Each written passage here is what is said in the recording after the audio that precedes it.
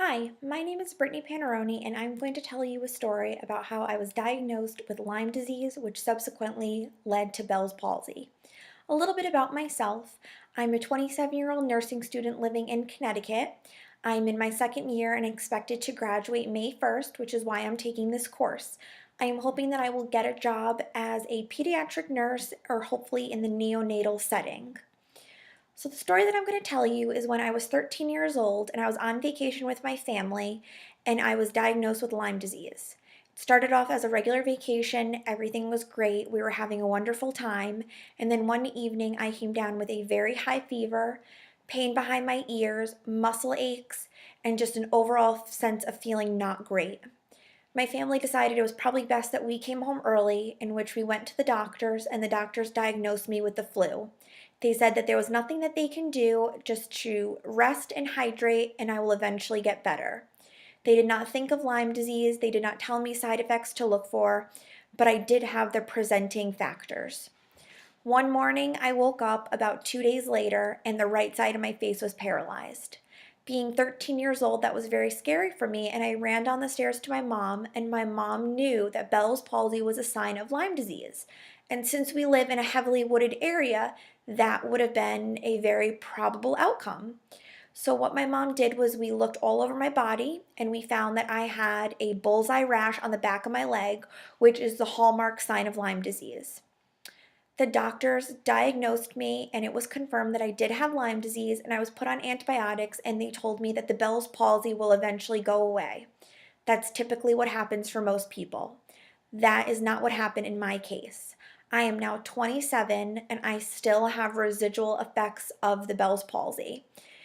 You can tell when I smile, you can tell when I'm tired, and it has been a lifelong struggle for me to deal with this as far as my self-esteem and other things that I've had to deal with growing up.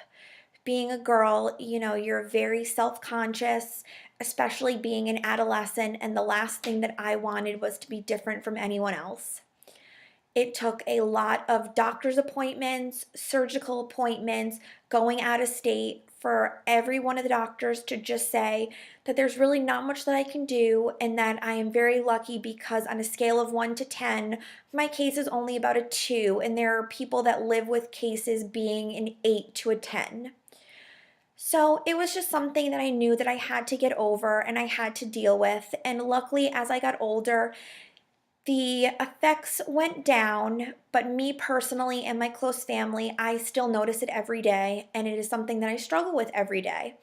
Most people, when you look at me, they don't notice. It takes me pointing out for them to actually pick up on the differences. But, being a woman, you take pictures with your friends, and that's the first thing that always critiques. And I've just come to learn that it is what it is, and that I'm happy that it is not as bad as it possibly could be, and that it's just something that I'm going to have to live with. And I've become okay with it.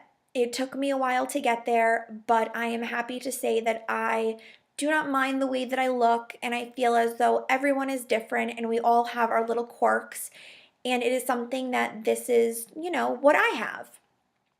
And so my message for everyone is that everyone's different. Everyone has, different aspects of their lives, different things that bother them, whether it be, being fat, being skinny. We all have body issues, and what I've learned is that we have to embrace what we have on the inside, and how we feel about ourselves on the inside will reflect on the outside. Thank you.